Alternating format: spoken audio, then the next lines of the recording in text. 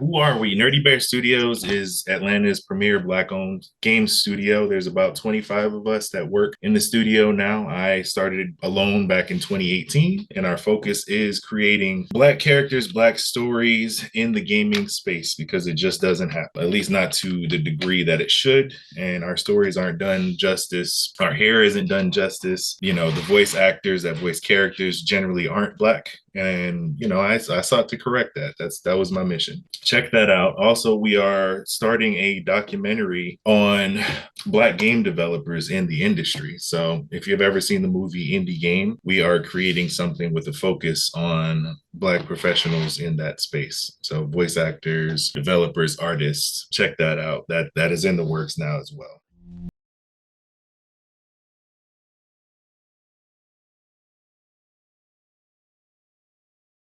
You're now listening to Blerdkast, presented to you by Blerdography.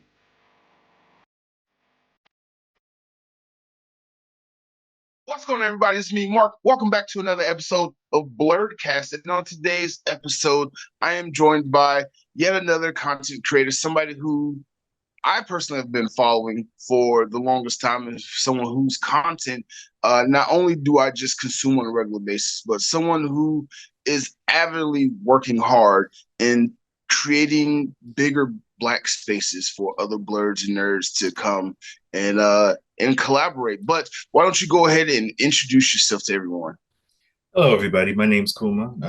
I am the founder of Nerdy Bear Studios, Atlanta's premier Black-owned studio. We focus on telling Black stories in the indie gaming industry. Okay, that's what's up. That's what's up. You are correct. We need more Black people in the gaming space. I myself, a former scholar of the gaming arts, I went to school for video game design and did not stick with it. But I knew a lot of people who also went to school for video game design and didn't stick with it because there's a lack of diversity within the gaming community, and it was hard for a lot of those people with degrees in programming to get into the field of gaming. Rather, it was like low end, whatever it was, and it's a lot of just talent that was just sitting there. So I'm happy that you are creating a gaming space, a platform for other people to just be nerds in game. Why don't you tell me a little bit more about Nerdy Bear Studios and how it came about? Yeah, so I think we all kind of, if you ever been Black and a nerd, we've all had this moment where what you loved, whether it be comic books or video games or anime, you realize there was a severe lack of you in that industry. We seen it, and it was just like, okay, I realize that this stuff is made in Japan or this is made in Holland or whatever, but after a certain point, it's like, okay, we start seeing a repetition of lack of diversity in stories. And then when we finally see that one character that they token in, it's like, okay, it's written wrong, styled wrong, the hair is off or something. It's just off. Right. You can tell we didn't make it. Right. So pretty much when I was a kid, I want to say like 8 or 9, like this is when the dream and the mission started, because I was playing Super Mario, Final Fantasy 7, I think back then was early 90s, like 97, Mega Man Legends. And I love video games so much, but I just didn't see us. I didn't see our stories, our community. And that's where the dream started. So I would write out these little fantasy stories of like just Black folks Black people being detectives or like magical girls.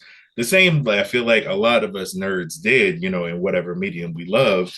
But the real mission, or when I put my feet to the ground and actually started working, was in 2018. I started solo. I didn't know anything about making game development. I was a software engineer by trade, but it's not apples to apples to make that work. Even though I thought it was like, okay, yeah, I can, write some code. Cool. I know really quickly, programming, like just like regular programs and apps and websites and stuff, is one thing, but video game programming is a whole different beast. It's more complex. And that's the one thing that they don't tell you. Oh my gosh, because like you got to program every aspect of that game. Right. So every movement, every like if it's a fighting game, oh my god, I still have nightmares. Semicolons. Sorry, I didn't mean to interrupt you. You just gave me like a flashback to why I do not like programming. It's gonna be some errors every time you open up that console. You're gonna see the syntax errors piling up, and especially if it's you and somebody else working, because nobody yeah. So oh my god. It's tough, man. It's tough. 1,500 lines of code and a semicolon was missing, and I swear to God, I was over it. I flipped the table, and I never went back to a programming class after that. But anyway, sorry. I didn't mean to interrupt. No. I mean, those are the pains we go through, and that's the simple stuff, right? When you start getting into, you have to be left brain and right brain at the same time. You have to be creative. You have to be good in business. You literally have to do everything. You know, when I say I am the founder, I am Nerdy Bear, I am the studio, I mean that. Even though I have a team now, a lot of the mission and what we do, you know, is conceived, fed, and kept alive by me, you know, working my 2 jobs, being a dad and a husband, and on top of that, dealing with the severe lack of funding.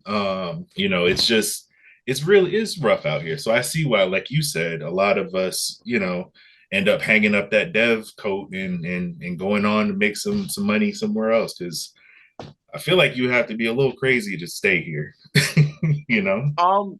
Yeah, I'm gonna be honest. Yeah, because I hear the horror stories from all my old college buddies, the ones who did go and venture out, who went to the West Coast to try to find gaming jobs. A few people went to Japan.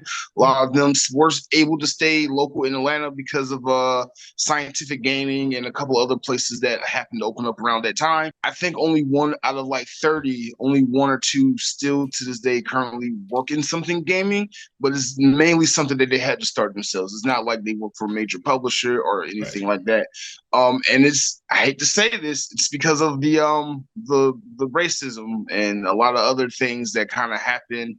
Especially when you're trying to go overseas to Japan and Korea, and like now you're culturally you don't know the language and how they operate, and it's just really hard for nerdy Black kids in Atlanta to like make big Bethesda games and things like that. You know, to want to work for Blizzard, we want to work for Nintendo, Microsoft, Sony, and make like high-end games. And like you said earlier, there's such a cry for Black people in the gaming space. Like, I kid you not, the whole Eddie Gordo issue, the Eddie Gordo hair with the dreads, and Killmonger. The Killmonger hair, the backlash of them having a Black character in the next Assassin's Creed, even though that's a historical figure, and like dang, we can't even have a protagonist. Nope.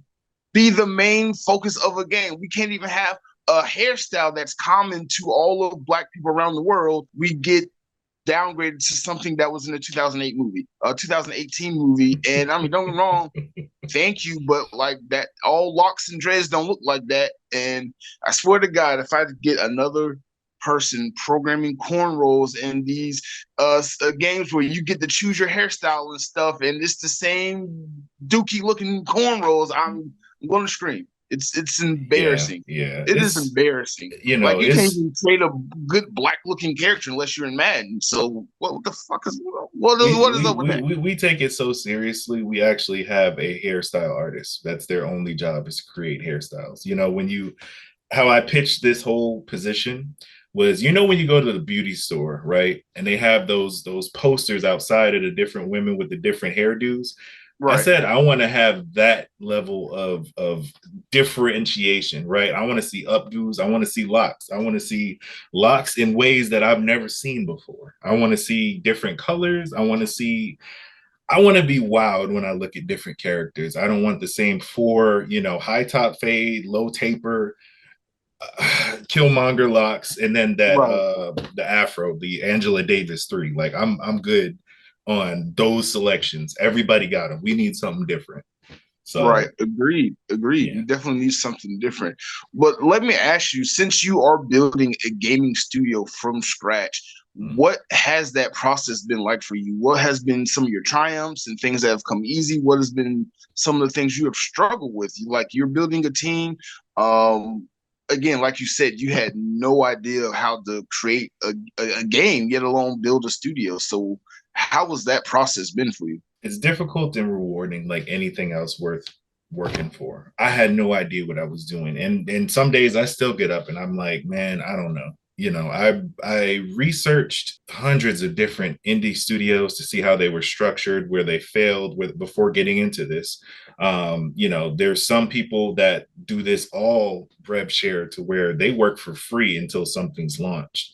It may be like 17 gaming professionals. I'm referencing, what studio was that? Dev 17, I think, was that studio. They're one of the most successful indie game studios ever, because they all were, it was about 17 of them. I think that's where they get the name from. And they pretty much don't need a staff.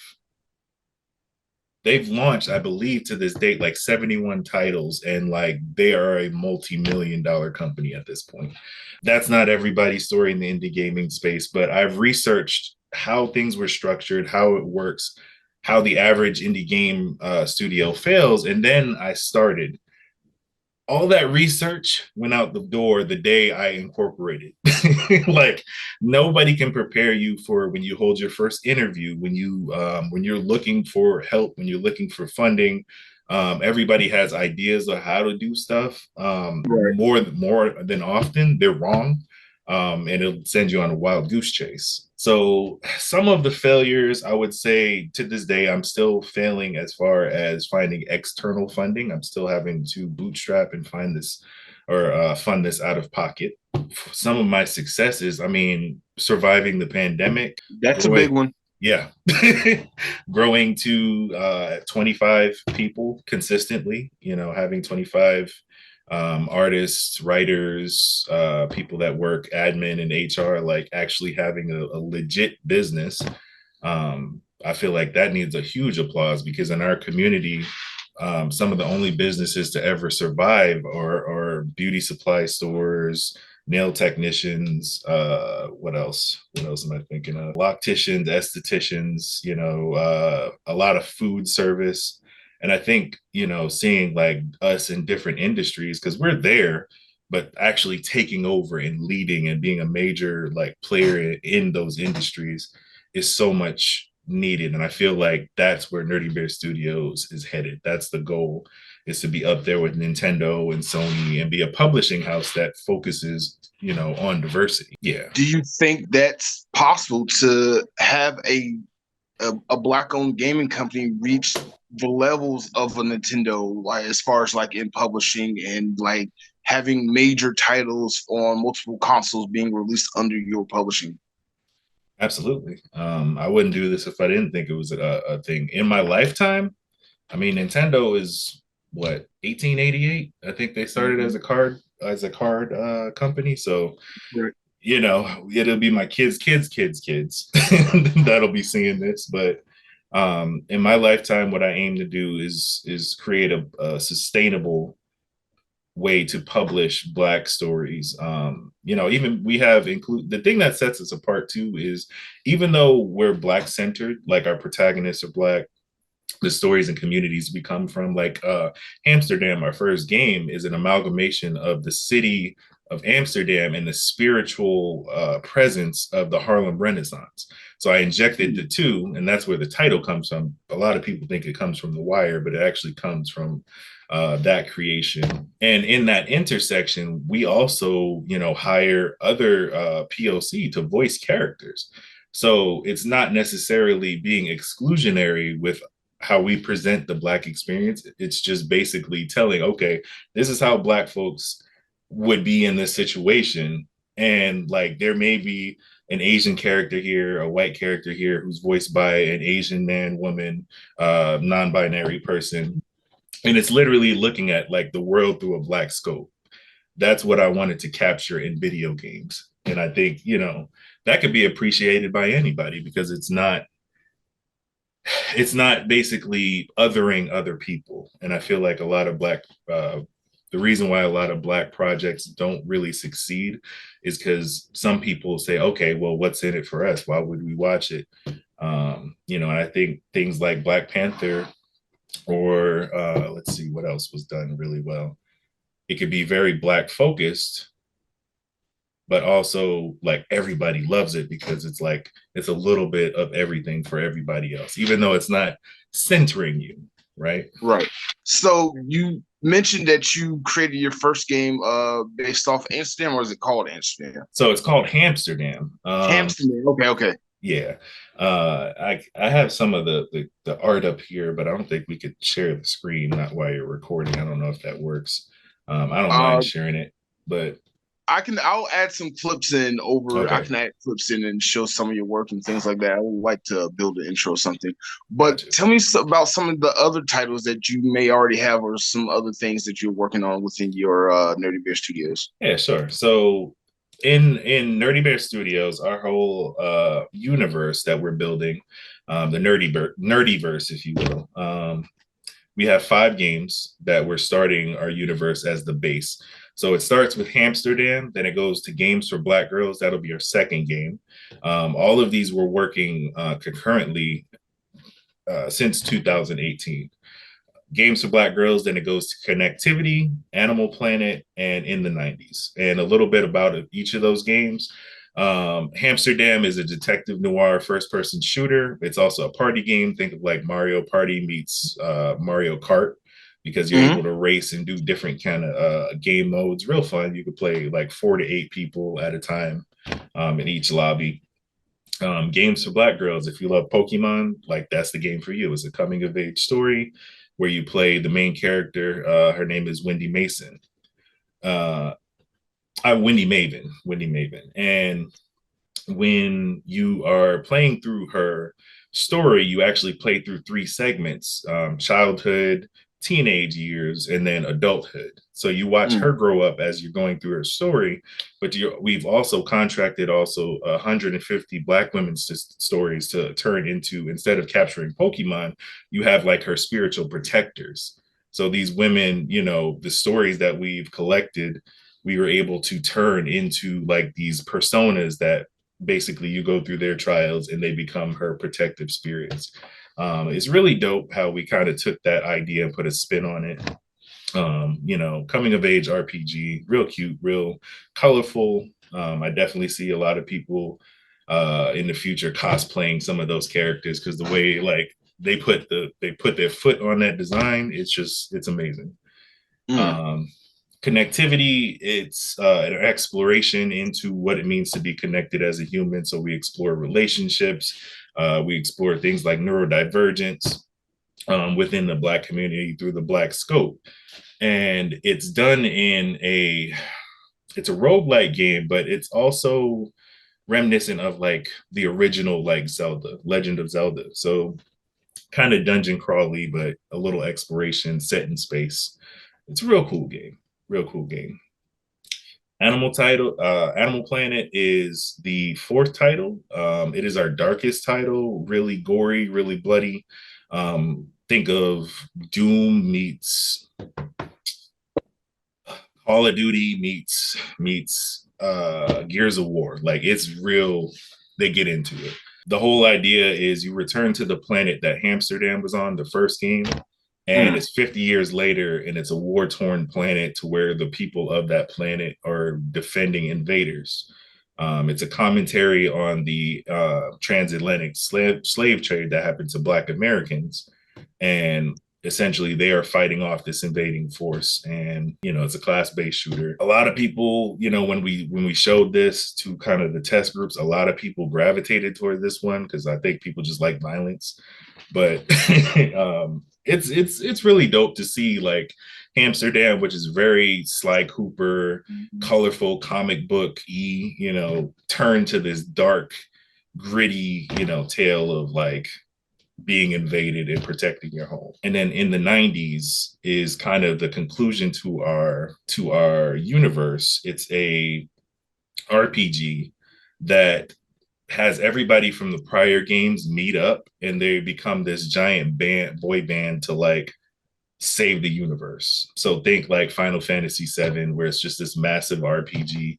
You could choose your groups, and pretty much everything that's been building up from these games, even though they're different genres, have different stories, it's a connected universe, and you'll see different characters interacting with different characters. So in the 90s kind of caps that off, and that'll be our video game universe. And then we'll go into animation with Games for Black Girls.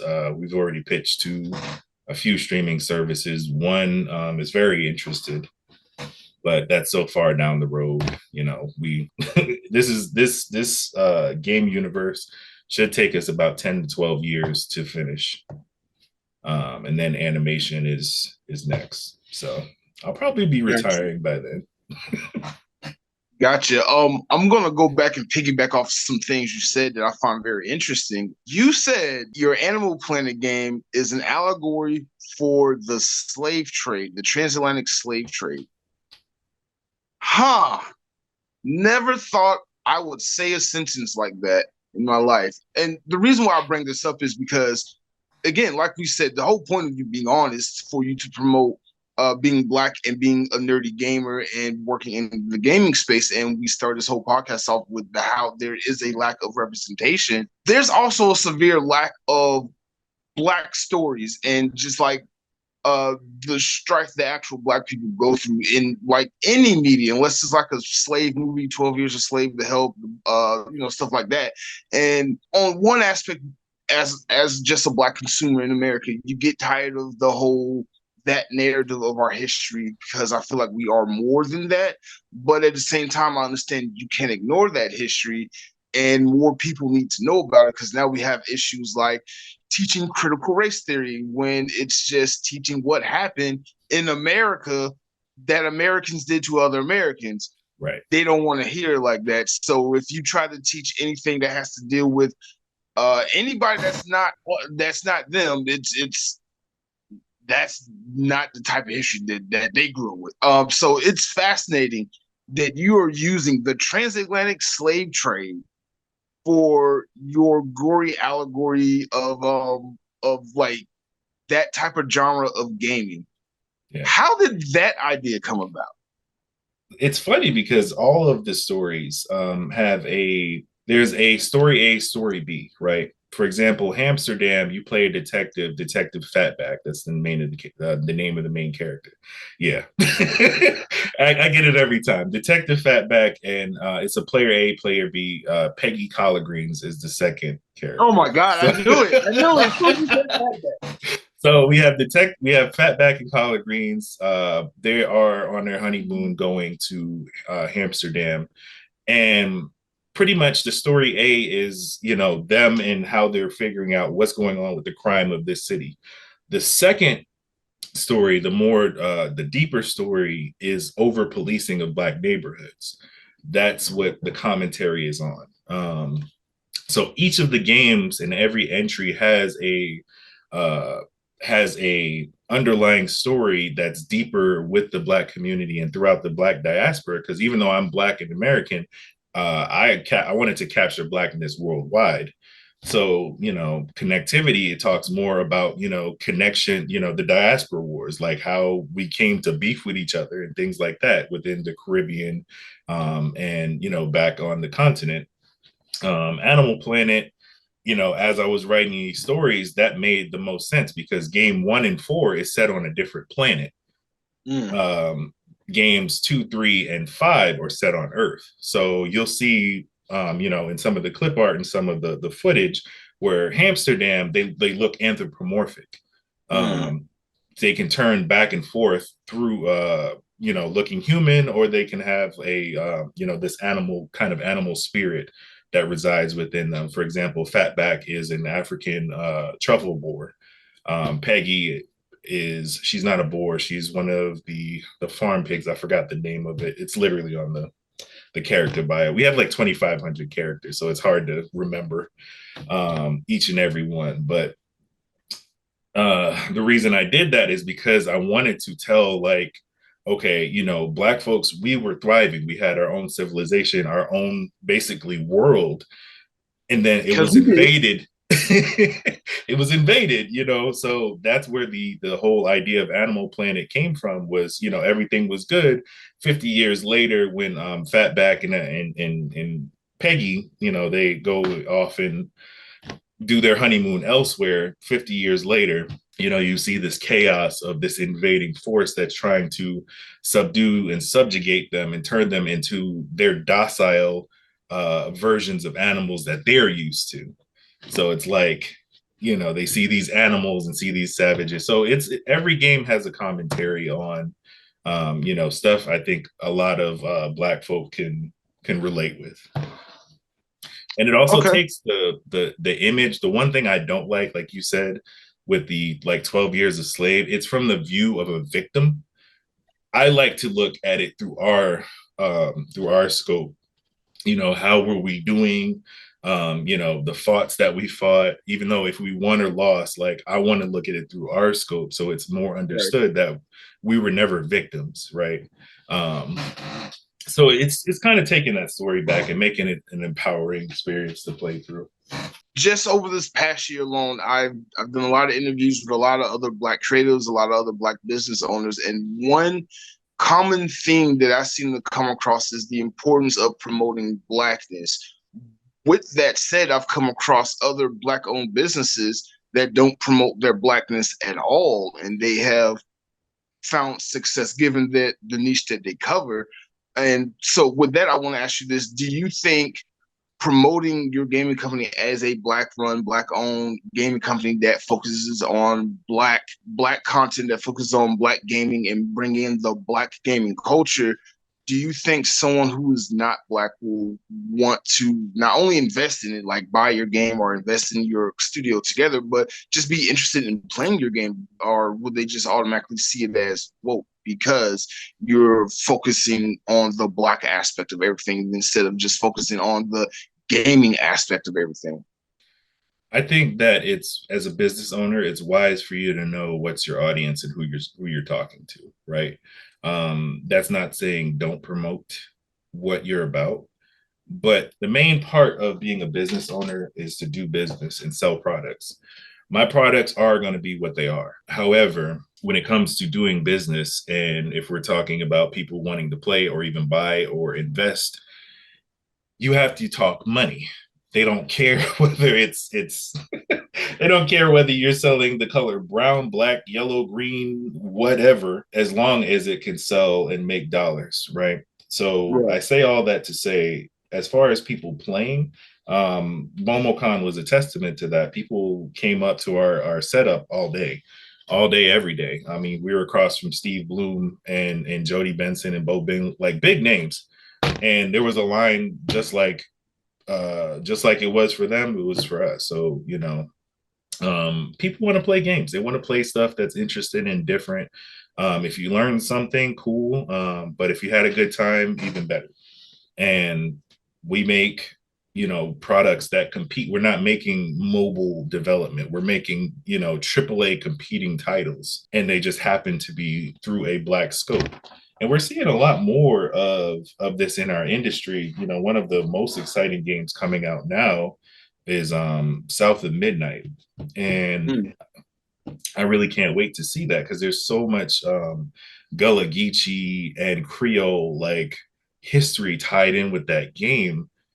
But the mechanics also look amazing. It looks like a great platformer. And like that's the experience that like each and every one of my games, you know, will pick up. Like anybody can play it. You know, it doesn't make you feel weird unless, you know, you may be racist. Then it's just like, hey, I can't fix that. But you know, for the most part, like you're picking up the controller and going through a story like you would any other game.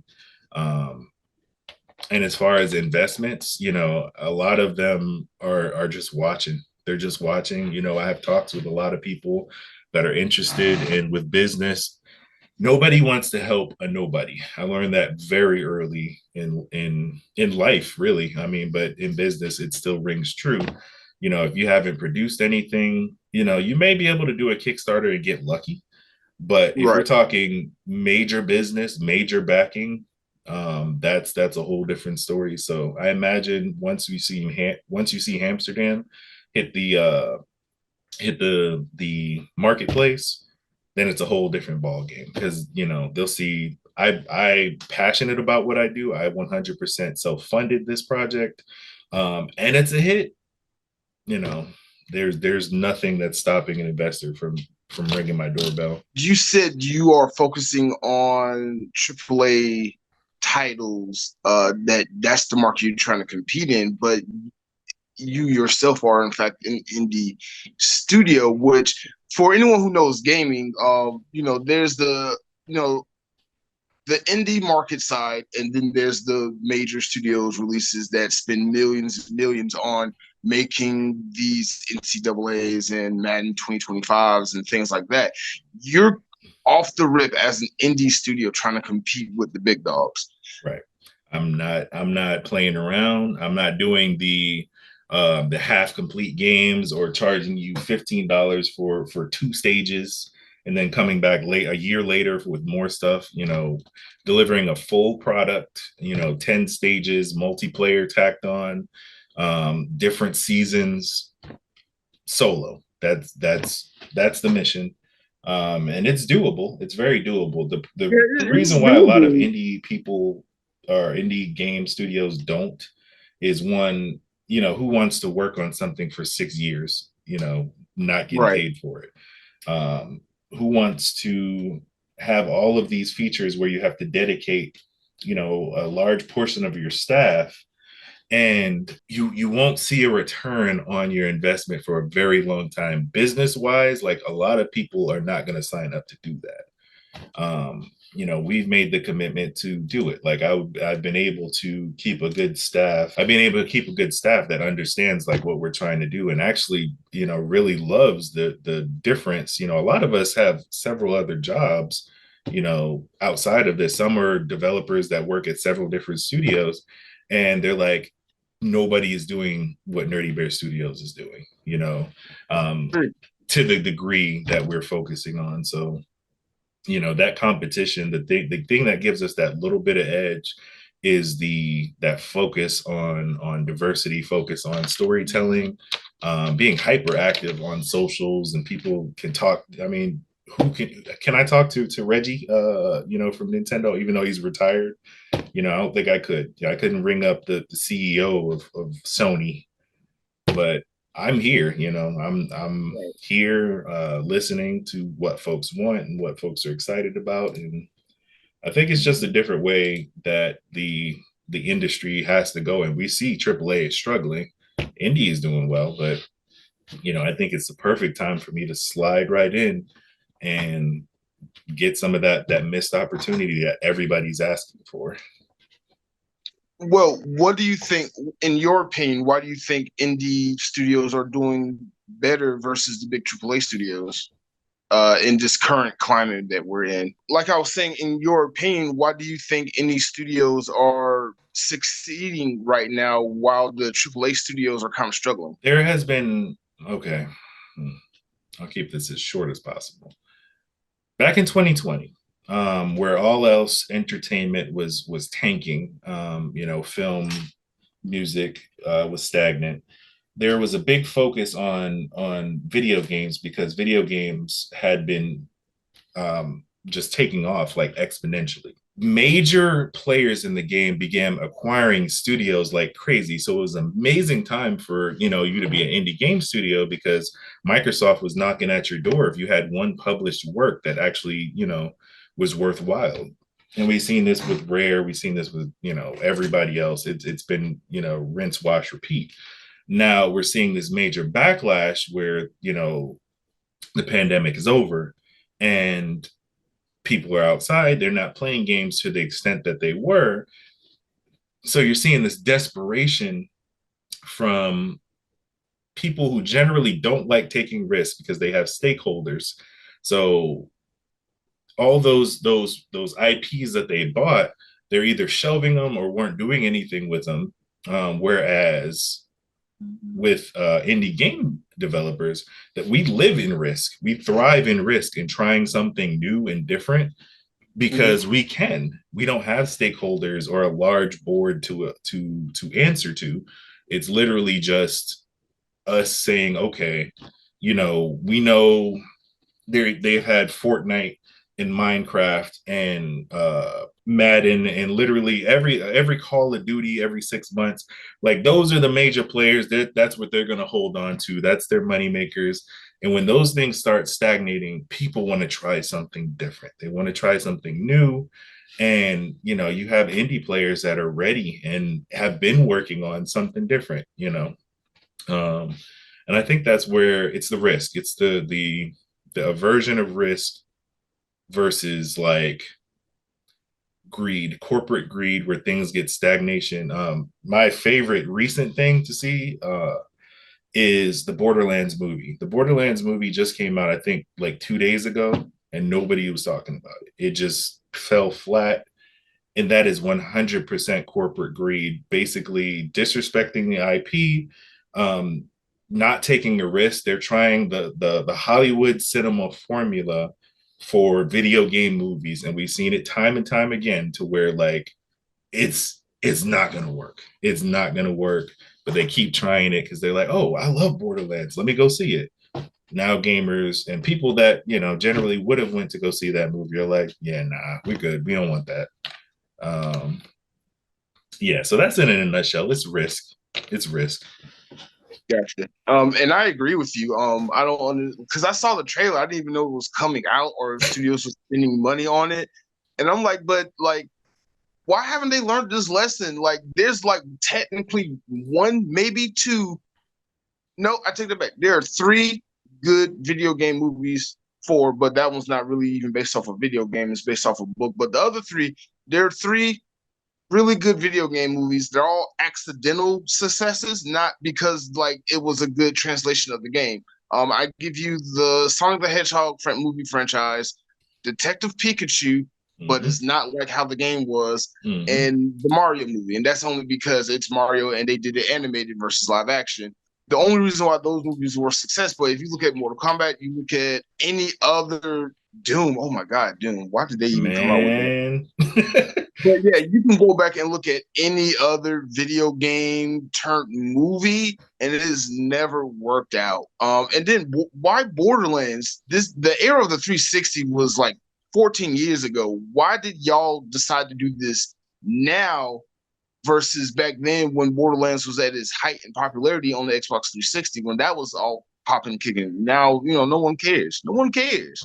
I don't even think like the last time I picked up a Borderlands like game or anything, like I didn't play the DLC, or not the DLC, where you play Handsome Jack. I forgot the name of that one, but it's just I think that, how can I say this without being problematic? America has a problem. America has a problem with video games, anime, and cartoons, and thinking it's just for kids. People, I agree to that. I can agree to that. Right. People will spend money on it when they see it making money, but that's often way too late. Things like Resident Evil, trying to think what else was a friend. Resident Evil is in the dirt. They did that for way too long, way too many sequels. So it's video game movies have this curse of just, the people that want to see things and the people that are making things just can't agree on what to do. And usually when they finally get a hold of it, they disrespect the fandom, they disrespect the source material, and make something just god awful. And it happens time and time again. Uncharted, Warcraft. Yeah, I forgot about that's how terrible that movie was. That I forgot to add that to the list. Uncharted. Right. Monster Hunter, Hitman. I mean, yeah, I can go on and on. The list is so long. Don't get me started on Yui Bowl. That man never needs to touch he can be mentioned in my presence. He's doing so much in my life. You don't bring him up. Yeah, he's a bad guy. But you would think And I know what I'm about to say, but you would think the Hollywood would learn or take a page from the superhero genre of movies and understand the audience that they're trying to make these movies for and what it is that we want to see. One, I don't think it's a lot of hardcore gamers out there that are too pressed want to go to see a movie version of their favorite game because like they'll just play the game. Like Uncharted is a way better video game than it ever was a movie. I remember when Uncharted 2 came out and I'm just chilling with my friends and stuff. I'm literally sitting there watching it like it's a movie and they're just playing the game just because of how beautiful the game was. Right. And then the movie comes out and I'm just like, oh, it's Spider-Man. It's Spider-Man. You got Spider-Man to be Nathan Drake. Oh, all right. All right. Waste my money. But yeah, you would think they would learn a lesson to just like from the comic book movie industry itself and take a page from them. But no, and with the set, it's really only Marvel. Let me just explain that to you. It's really only Marvel. Yeah. Let me ask you this. When can we see your first game? And when can we see your first game and where can we get it at if we wanted to play it? I'm so glad you asked. The real answer is once we hit 50K on our wish list goals. We have 50,000 wish lists as a median goal to say, okay, it's time to launch the game. The space is bought, the game is developed. If I wanted to hit go on Steam, it'll be on there tomorrow. It'll be on consoles 2 weeks from whenever I launch it on Steam. So Microsoft, Sony, Nintendo, like it's ready. The game Hamsterdam is ready. But the thing is, we're not launching. This is how a lot of studios fail because you work so long for this project and you rush it out. Mm-hmm. Check out my game, check out my game, check out my game. Okay. You get a couple of sales, but it's not what you think. So you get desperate. Then you spend a buttload on marketing so people can get eyes on your project. You may get a little return on that, but that's a gamble as well. So you've taken 2 gambles on a game launch that nobody knows about. So it's like, okay, you're spending money, you lost time, you're probably exhausted. And it's a lose-lose situation. So to avoid that completely, we're up front asking, hey, sign up. It's free. Sign up. Link in bio. Once that number hits even close, say if we get 40,000, and I'm like, all right, it's time. I'm gonna hit go, put it on Steam. People try it, review it. The streamers will have it for about a couple of weeks. We're working through a third-party marketing firm who has like streamers and stuff like they push it to. So once the receptions start coming in, okay, boom, it's on console. Everybody can get it. Until then, like I'm gonna hop straight into my second game. I'm gonna start working on games for Black girls and make sure that's complete. So it's pretty much just a rapid fire pipeline of games that are coming out every year. That's the goal. But like I said, if people hear this and tomorrow I wake up and I get a buzz on my phone, you got 35K signups. Okay, cool. Let's go. We're ready. Okay. I'm gonna make sure I do my part to help get people's eyes on this podcast and to get eyes on your game to play Hamsterdam because it seems interesting. Like I like just after talking to you, I want to jump on and play. And I myself, former gamer, adulthood kind of changed that because you can't work a job and do all this and then still play video games. Apparently, that's hard to do. But I will eventually get back to playing video games. I own my consoles. They just collect dust. I look at them and like, oh, y'all look nice. All right, we'll edit these videos and go to work. But yeah, that's a good question. I'm gonna ask you that. I'm gonna ask you that later. But yeah, I am very intrigued, and I really want to see your universe start and end. Like you have a full story. You're doing something that I necessarily haven't really seen before, especially with how you're promoting Black culture and Black representation. You're telling Black stories. And I'm gonna be honest. I never thought I would see a game that featured a black character that told a black story. Right. I never thought I would see it. And there's some games out there, but they're like just palette swaps of a white main character, and it doesn't really fit the same way, feel the same narrative. That's why when you said your one game Animal Planet is based off of the Atlantic slave trade, I'm like, but that doesn't make sense. How? I gotta know how. I gotta fit those pieces together, and we made a video game off of one of the most tragic parts of our history. And it's not like a modern warfare where they're reliving the glory days of all this. This is about us and what we went through. And I like how you said that you don't like the victim mentality of how our stories are being told, because again, we weren't victims. It happened to us and we fought back. We tried fighting back. We did what we could to survive. We weren't victims. We just did what we had to do. Yeah, that's the mission, is like, even if we weren't this larger than life hero story, I'm still going to tell from our perspective. And that's my aim, is to make sure that like our history is understood. None of this like rewriting or washing, or even told from like a savior complex. Like, we are our own savior, or we didn't make it. Like, it was what it was. But I think that a lot of our stories too, they're not all based in realism, but a lot of the characters are actually based on real heroes from our diaspora. For example, Detective Fatback is based off of I think he was from Detroit. Like back in the 1920s, there was a black detective that worked for the government. And he was so good at what he did that they would consistently hire him and send him all over the place. And he eventually left like police work and became like into like espionage. He became like this larger than life character. And it's fun just researching these individuals that we don't hear about on a day-to-day, because they're just, they don't ever get the shine or the accolades that they deserve because of rewriting history.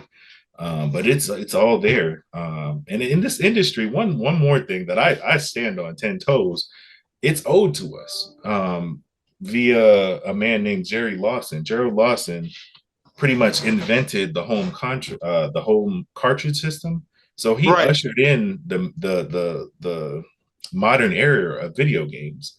So I say, nah, y'all owe us this. We we're gonna tell these stories. So I stand on that every chance I get. I'm actually mutuals with his son Anderson, and his daughter, who is also a game developer, Anderson Lawson. Yeah, he's here. I didn't know his kids were in gaming, because I've done a report on him back when I was in college. Because again, that was like something you didn't know, little lesser known Black history facts. Shout out to Tom Jordan in the morning show for that one. But yeah, like I had to do a report on it in college, and I was like, I didn't know that a Black man created that. And basically the whole reason why we have at-home consoles now is because of him. And I swear he's not getting any residuals from it. I'm pretty sure he's not. Nobody knows his name outside of the people who went and researched who he was. Right. And it's probably only a handful of us. I am so often at a loss for words when every time something happens, like something historical happens, and I found out a lesser known Black history fact, like this time last year with Montgomery Brawl. I didn't know the inventor of the folding chair was a Black man. And I'm just like, why aren't we taught this in school? And I'm like, oh, it makes sense. Yeah, we know why. We know why. Yeah. We know. But yeah, again, that's dope. I really appreciate you just bringing Blackness to gaming, because it's like I get tired of this. Black people don't do this, Black people don't do that, but we do. Give us the opportunity and the space to do it, and like the same infrastructure and investments that everybody else get, we should be privy to that too. There's so much talent within our community, and we have to do so much stuff to be seen just for our talent and culture to be stolen and appropriated by other people. and we not even get the credit for it. Right. I mean, with that said, why don't we dive into your content creation stuff? Because I did want to talk about that a little bit. You are big on TikTok, Kuma and King Kuma. I found out you got multiple accounts. Nerdy Bear Studios. You're doing a lot. Where do you have time to be an adult, working a full-time job, running a business, husband, kids, dad, creating content on multiple social media platforms? Like, where do you find time to do all this stuff? So funny enough, you know, burning the candle at both ends will meet an untimely demise. So you learn that very early with content creation.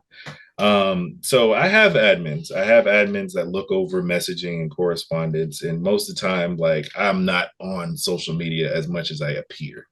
But I will say, as far as content creation, I learned the tips and tricks of anybody else.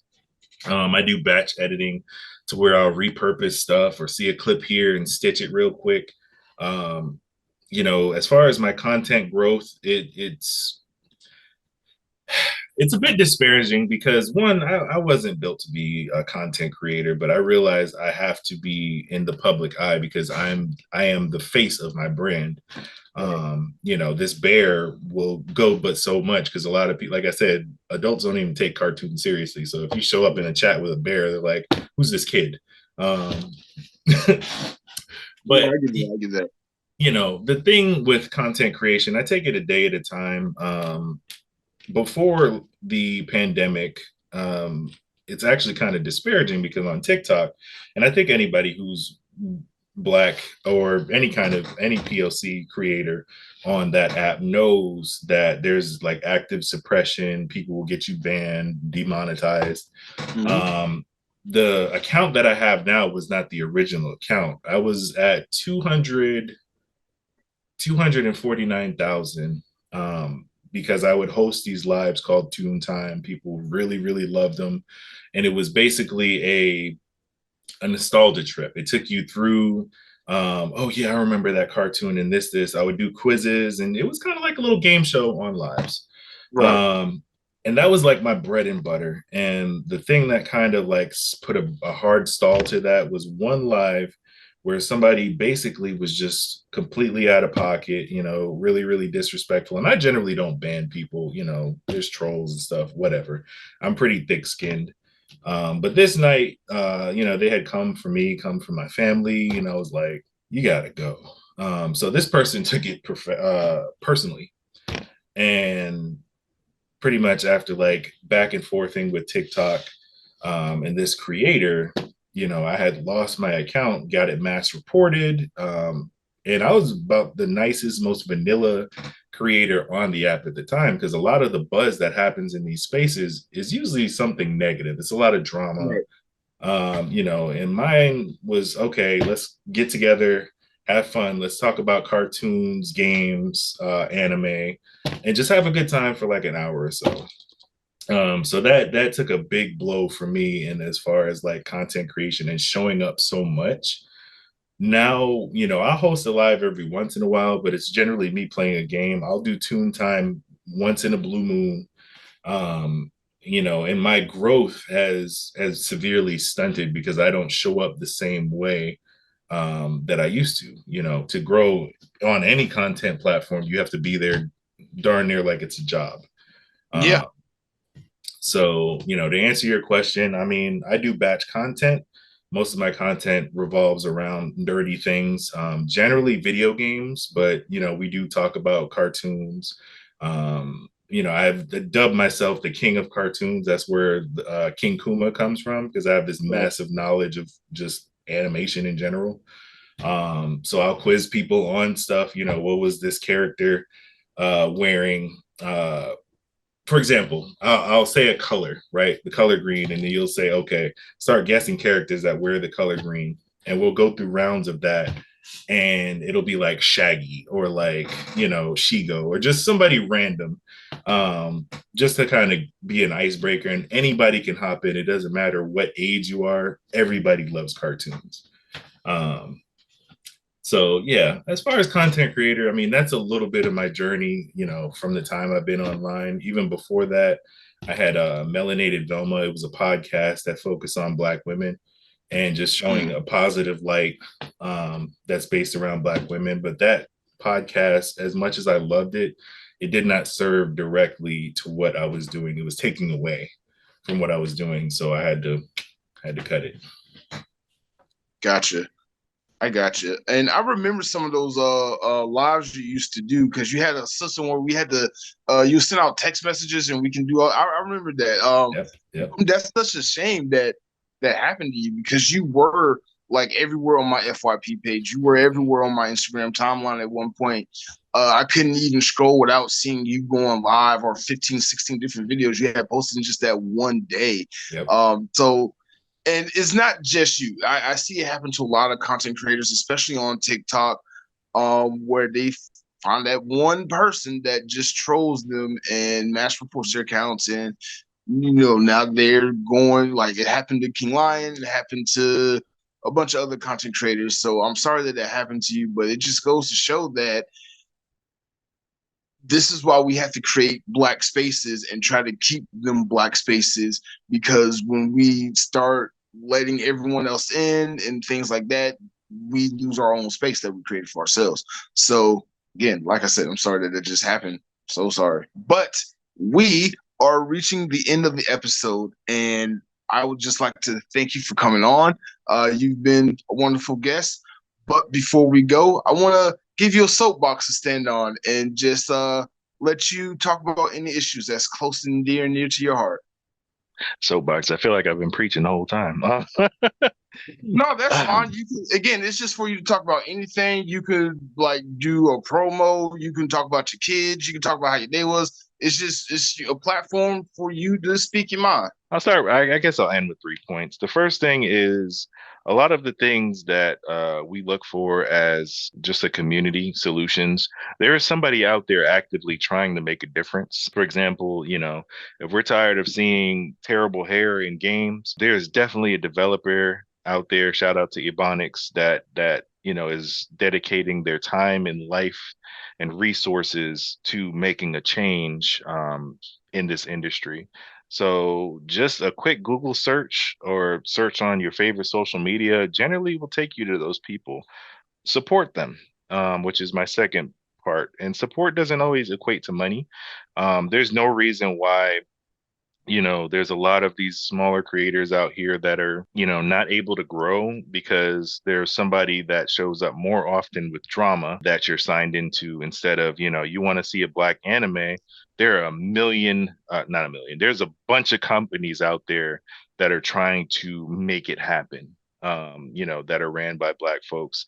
And they only get shine, you know, or get love after they've sacrificed a quarter of their life to make it happen, which you know shouldn't really happen in our community because you know if we're the biggest consumers and the biggest person to show up in a lot of these like spaces, you know, people that are creating for us should be carried on our shoulders. That's what I firmly believe. Right.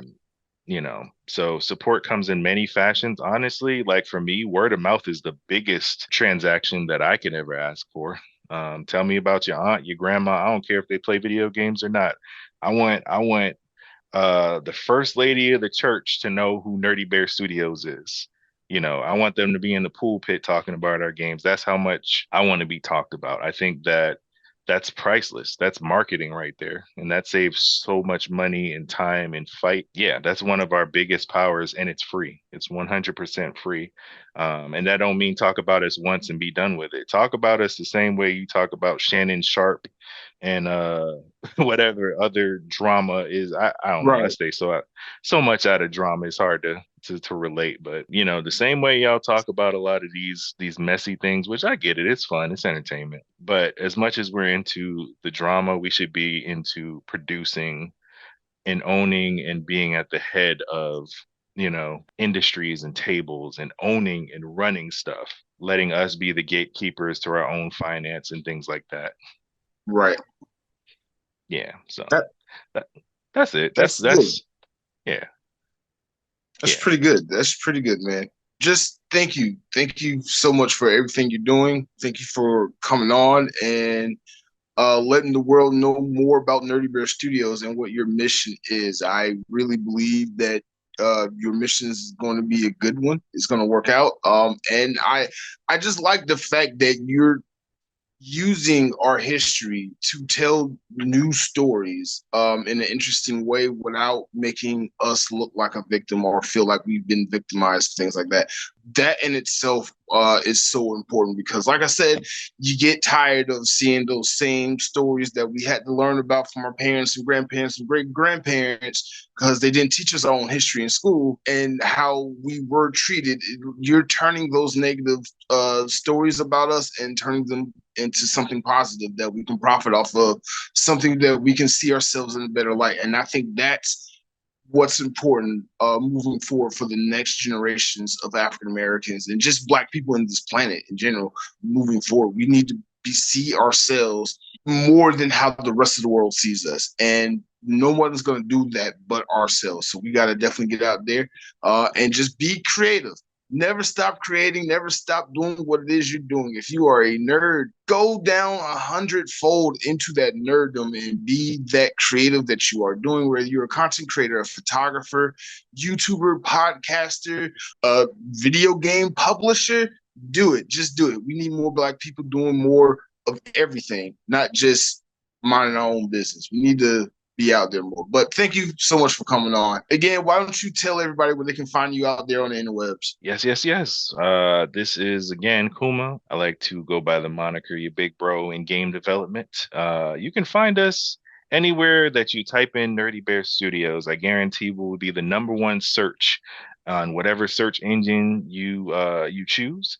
So nerdybearstudios.com, that is our actual website. That's probably the best place to time for daddy duty. That is the best place for you to follow us and all the updates. But socials, if you'd rather stick to socials, it's Nerdy Bear Studios everywhere there as well. And sign up for the wish list. Yeah, definitely. Because like if we get 35K, we get a game. Like that's it. Just sign up. Just sign up. That's all you gotta do is sign up and we get a game. We start this whole thing going. So I'm gonna definitely push for people to sign up. That's definitely gonna be in the description of this video and everywhere I post these little snippets. I'm gonna make sure I get you 35K, man. I'm gonna make sure. That would be it's gonna be great a while, Christmas but I'm gonna make sure I get you there. That would be a great Christmas gift, man. Thanks, Mark. hey, if I can make it happen, I'm gonna make it happen. But again, thank you so much for being on. But for everyone else, this has been Blerdkast. Y'all know what to do. Go follow me on YouTube and Spotify and Anchor and Google and everywhere you see Blerdkast. And don't forget to follow Blerdography on YouTube, on TikTok, on Facebook and Instagram. I post content every day now because I'm doing the batch content thing. It's working out so well. So yeah, thank you. But yeah, everyone go check it out. I'm done. See y'all next week.